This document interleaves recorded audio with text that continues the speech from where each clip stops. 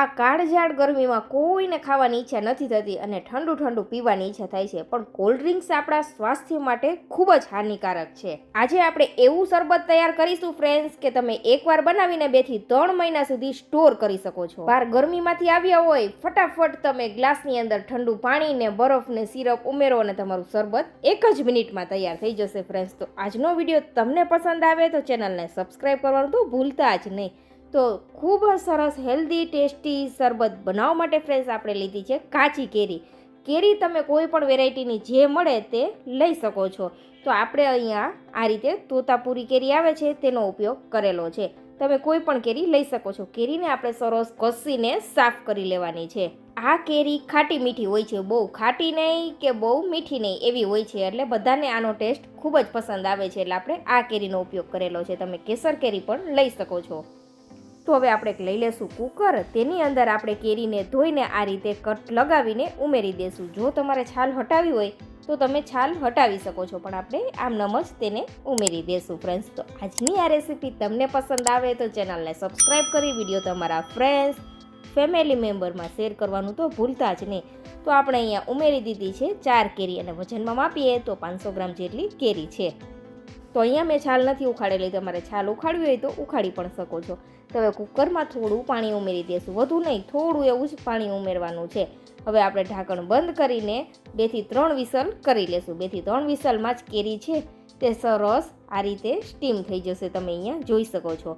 તો ફ્રેન્ડ્સ તમારે જો છાલ હટાવી હોય તો હટાવી પણ શકો છો અને રાખવી હોય તો રાખી પણ શકો છો. તો આ રીતે છાલ અલગ થઈ ગઈ છે, આપણે છાલ બહાર કાઢી લેશું. અને જો છાલમાં જરા પણ પલ્પનો ભાગ હોય તો આ રીતે ચમચીની મદદથી કાઢી લેશું. હજુ કેરીની સિઝન જ છે ને, એટલે આ રીતે કૂણી કેરી આવે છે, એટલે તમે જોઈ શકો છો ફ્રેન્ડ્સ સરસ એવી સ્ટીમ થઈ અને છાલ પણ અલગ થઈ ગઈ છે. જો તમને આની છાલ પસંદ હોય તો રાખી શકો છો અથવા સ્કીપ પણ કરી શકો છો. આ રીતે આપણે ગોટલીનો ભાગ છે તે અલગ કરી દઈશું અને છાલ પણ અલગ કરી દઈશું. તમે જોઈ શકો છો આ રીતનો કેરીનો પલ્પ તૈયાર છે ફ્રેન્ડ્સ. અને કેરીને આપણે ઠંડી થવા દેશું. સારી રીતે ઠંડી થઈ જાય પછી આપણે આ પલ્પને ઉમેરી દેશું મિક્સર જારની અંદર.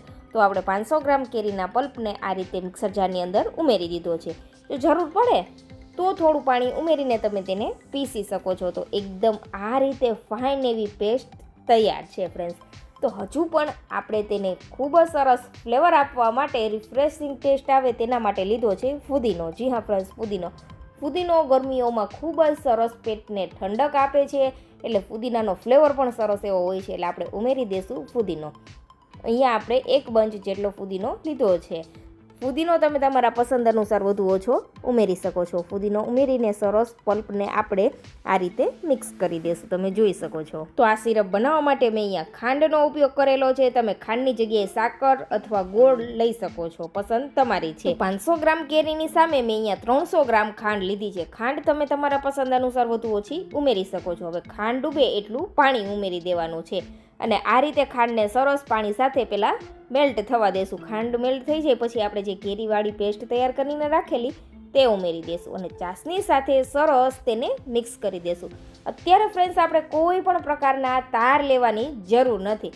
સારી રીતે આ રીતના મિક્સ કરી દેશું પલ્પને. તમે અહીંયા જોઈ શકો છો ખાંડ મેલ્ટ થઈ જાય પછી જ આપણે પલ્પ ઉમેરવાનો છે. થોડી વાર માટે તમે મિક્સ કરશો ને એટલે એવું લાગશે કે બધું છૂટું છૂટું રહે છે, પણ એક બોઇલ આવવા દેજો એટલે સરસ એવું એકબીજા સાથે બધી વસ્તુ મિક્સ થઈ જશે. તો આ રીતે આપણે તેને થોડી વાર માટે પકાવી લેશું, 5 થી 7 મિનિટ માટે મીડિયમ ફ્લેમ ઉપર. ત્યાં સુધીમાં ફ્રેન્ડ્સ આપણે એક મસાલો તૈયાર કરવાનો છે. તો તેના માટે આપણે લઈ લેશું બીજી પેન. તેની અંદર આપણે ઉમેરી દઈશું 1 ચમચી વરિયાળી અને 1 ચમચી જીરું. આ મસાલામાં તમે ફ્લેવર તમે તમારા પસંદ અનુસાર વધુ ઓછા ઉમેરી શકો છો. તો હવે આ બધી વસ્તુને આપણે સારી રીતે મીડિયમ ફ્લેમ ઉપર શેકી લેશું 5 મિનિટ માટે, જેથી ખૂબ જ સરસ એવી આપણો ફ્લેવરફુલ મસાલો તૈયાર થાય.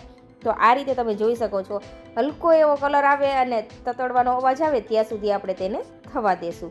તો અહીંયા મસાલો આપણો શેકાઈને તૈયાર છે, તેને ઠંડો કરી લેશું. ઠંડો થઈ જાય પછી આપણે તેને મિક્સર જારની અંદર ઉમેરી દેશું. પણ ધ્યાન રાખવાનું ફ્રેન્ડ્સ, સાવ ઠંડો થઈ જાય પછી જ તમારે તેને પીસવાનો છે, ગરમમાં ક્યારે પણ નહીં પીસવાનો. જો તમારી પાસે આખા મરી હોય તો મરી પાવડર નહીં ઉમેરવાનો. મારી પાસે મરી પાવડર હતો એટલે મેં અહીંયા આખા મરી નથી ઉમેરેલા. તો સ્વાદ અનુસાર આપણે તેમાં મરી પાવડર ઉમેરીને મસાલાને સરસ પીસી લેશું. એકદમ ફાઇન એવો મસાલો આપણે પીસેલો છે, તમે ફ્રેન્ડ્સ અહીંયા જોઈ શકો છો. તો આ મસાલાને આપણે સિરપની અંદર ઉમેરી દેવાનો છે. એટલી સરસ ફ્લેવરફુલ આ શરબત બનીને ફ્રેન્ડ્સ તૈયાર થાય છે. એકવાર બનાવીને તમે ફ્રીજમાં 4 થી 5 મહિના સુધી સ્ટોર કરી શકો છો, જરા પણ ખરાબ નથી થતું. તો આ રીતે સરસ મસાલાને મિક્સ કરી દેશું. ગરમીઓની સિઝન આવે ને એટલે આપણને કાંઈ જ વસ્તુ ખાવાની ઈચ્છા નથી થતી અને એમ થાય કે આપણે ઠંડુ જ પીએ રાખીએ.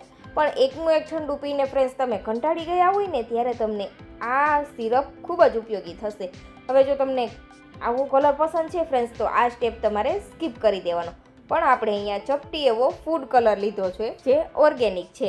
તમે અહીંયા કોઈ પણ પ્રકારનો ફૂડ કલર પસંદ હોય ફ્રેન્ડ્સ તો ઉમેરી શકો છો અને પસંદ નથી તો એમને પણ તમે આ સિરપ બનાવી શકો છો. પણ દેખાવ સારો આવે એના માટે આપણે અહીંયા ઉમેરેલો છે ફૂડ કલર.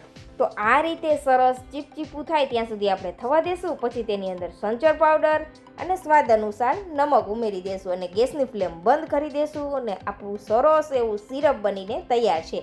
તો આ સિરપને આપણે સારી રીતે ઠંડુ કરી લેવાનું છે. સિરપ ઠંડુ થઈ જાય ને ફ્રેન્ડ્સ પછી આપણે તેને એકવાર ગાળી લેવાનું છે, જેથી કોઈ પણ એવા મોટા કણ હોય તે નીકળી જાય. પણ ન ગાળવું હોય તો પણ તમે એમને સર્વ કરી શકો છો. તમે તેની થિકનેસ જોઈ શકો છો ફ્રેન્ડ્સ, કેટલું સરસ ઘટ એવું આપણું સિરપ બનીને તૈયાર છે. આ સિરપને ફ્રેન્ડ્સ તમે ફ્રીઝરની અંદર સ્ટોર કરશો ને તો આખું વર્ષ માટે તમે એન્જોય કરી શકો છો આ કાચી કેરીનું શરબત. ટેસ્ટ તો એટલો લાજવાબ છે ફ્રેન્ડ્સ કે તમે તેના ફેન થઈ જવાના છો. કેટલું સરસ આપણું ઘટ એવું શરબત બનીને તૈયાર છે.